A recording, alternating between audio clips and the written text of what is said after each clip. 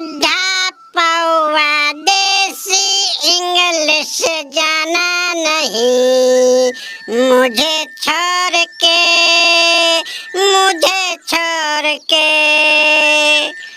आखिर इस दुनिया में सबसे बड़ा है कौन?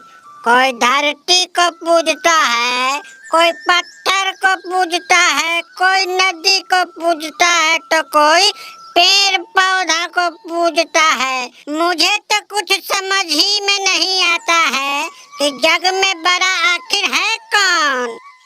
हरिओम हरिओम, जय सिया राम, जय सिया राम, हरिओम हरिओम हरिओम। अरे पंडित जी रुकिए जरा। अरे बाप रे बाप, इस चमोकन लाल कैसे भेंट हो गया? जतरा खराब हो गया मेरा, दिनों खराब हो गया, आज दिमाग का सारा खून चूस जाएगा। अच्छा पंडित जी, ये बताइए कि इस दुनिया में सबसे बड़ा है कौन? जग में सबसे बड़ा आखिर है कौन? मुझे बताइए।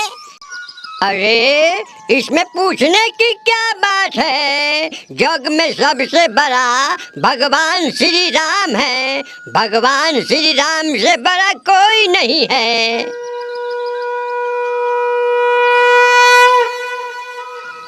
अच्छा, तो भगवान राम बड़े हैं।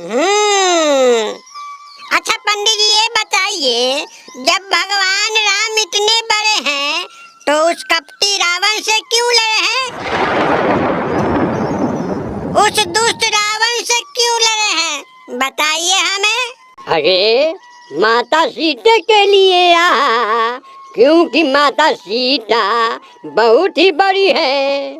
सीता का अर्थ समझता है? सीता का अर्थ होता है माँ धरती, और इस धरती माँ पे हम तमाम मनुष्य गण रहते हैं, तमाम जीव जंतु रहते हैं, तो हुआ ना बहुत बड़ा। इसलिए माँ धरती बहुत ही बड़ी है। अच्छा, आप कहते हैं कि माता धरती बहुत ही बड़ी है।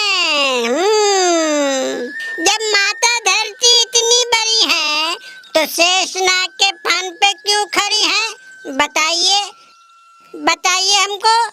अरे आज मैं किसका मुंह देख के उठा हूँ?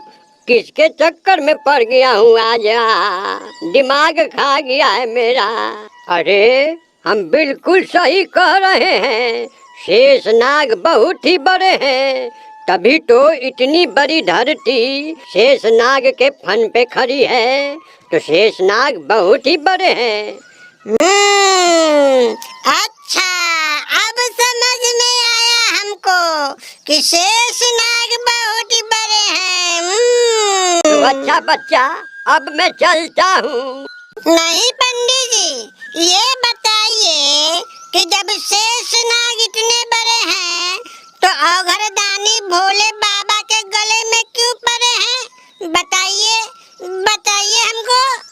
अरे क्योंकि भगवान भोले बहुत ही बड़े हैं, वो तीनों लोक के मालिक हैं, उनसे बड़ा देवी देवता में कोई नहीं है। भगवान भोले बहुत ही बड़े हैं। तो भगवान भोले बड़े हैं।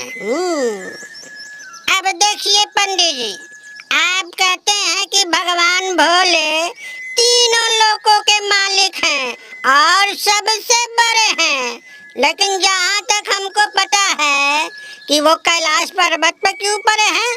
बताइए हमको। अरे भाई मुझे जाने दो, मुझे बहुत काम है, पूजा पाठ कराना है नहीं पंडित जी, रुकिए अभी, पहले मेरे सवालों का जवाब दे दीजिए, फिर चले जाइएगा जहाँ जाना है आपको। अरे अब मैं क्या करूं, इसे छुटकारा कैसे पाऊं? अरे देखो, जहाँ भगवान भोले रहते हैं वो कैलाश पर्वत है। और दुनिया का सबसे बड़ा पर्वत है कैलाश पर्वत, उससे बड़ा कोई नहीं है अच्छा, तो अब समझ में आया हमको कि ये कैलाश पर्वत सबसे बड़ा है। हाँ। अरे पंडित जी, आप कहाँ भागे जा रहे हैं? रुकिए रुकिए अभी। ये बताइए कि जब कैलाश पर्वत इतना बड़ा है तो फिर ये बजरंग बली के हाथ में क्यों पड़ा है? बताइए बताइए हमको। अरे बच्चा, क्योंकि बजरंग बली सबसे बड़े हैं। हाँ, वो जब चाहे सूक्ष्म रूप से लेकर विशाल रूप ले सकते हैं। उनसे बड़े आकार का कोई भी देवी देवता नहीं है, बहुत ही बड़े हैं। हाँ। ओ, अब समझ में आया, बजरंग बली है सबसे बड़े। लेकिन पंडित जी, जब बजरंग बली है इतने बड़े तो भगवान श्री राम के चरणों में क्यों है पड़े? हैं? ये बताइए हमको, बताइए। अरे मुझे खुद समझ में नहीं आ रहा है कि कौन बड़ा है और कौन छोटा है। अरे पंडित जी, क्या हुआ? उठिए, लगता है कि ये परलोक सिधार गए। भगवान इनकी आत्मा को शांति दे। भले ही हमको नहीं बताए, लेकिन हमको सब पता है, सब मालूम है कि कौन सबसे बड़ा है। अरे मूर्ख इंसान, तुमको कुछ नहीं पता। ऊपर वाले से बड़ा इस जग में और कोई नहीं है। तुम रोजाना शराब पीकर इस तरीके का बेतुकाना हरकत किया करते हो और पूरे गांव वाले को परेशान किया करते हो। अरे शराब पीने से तुमको क्या फायदा है? यहाँ तक कि नुकसान ही नुकसान है। तुमको कुछ पता है? शराब पीने से शरीर के अंदर तरह तरह की बीमारियां होती है। शराब पीने से दिमागी संतुलन बिगड़ जाता है। दिमाग, गुर्दा, लीवर, फेफड़े जैसे शरीर के कई जरूरी अंग काम करना बंद कर देते हैं, जिससे शराब पीने वाले व्यक्ति की मौत भी हो जाती है। शराब पीकर तुम लोग अपनी ही जान को जोखिम में डालते हो और तुमको पता है, तुम्हारे ही कारण तुम्हारे बीवी और बच्चे दूसरों के घरों में बर्तन बासन कर, खेतों में काम कर अपना पेट पाल रहे हैं। अरे बच्चों को अभी स्कूल जाने और खेलने कूदने की उम्र थी, जो अभी तुम्हारे कारण काम कर रहे हैं, मजदूरी कर रहे हैं। तुम अपने साथ साथ पूरे परिवार का भविष्य खराब कर रहे हो। अभी भी वक्त है, सुधर जाओ, वरना ये आदत तुम्हारे बच्चों को भी लग सकती है। अरे मूर्ख, अपनी नहीं तो कम से कम बीवी और बच्चों के बारे में तो सोचो। तुम्हारे इसी शराब पीने के कारण पूरे गांव में तुम्हारी कहीं भी इज्जत नहीं है। पूरे गांव वालों की नजरों में तुम बहुत ही बुरे इंसान हो। अरे शराब ने तुमको ऐसा बना दिया है कि लोग तुम्हारे सामने तक आना नहीं चाहते हैं।